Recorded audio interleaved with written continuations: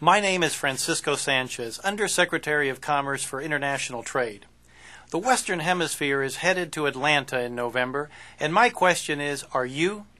The United States Secretary of Commerce Gary Locke and Atlanta Mayor Kasim Reed are co-hosting the 4th Annual America's Competitiveness Forum to be held from November 14th to 16th right here in Atlanta.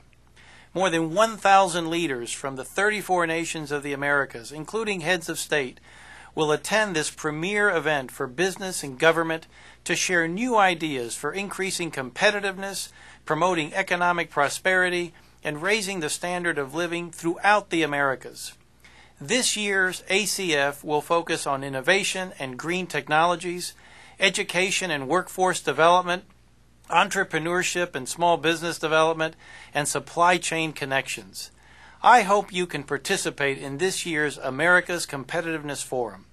For more information, please visit www.competitivenessforum.org. I hope to see you in Atlanta.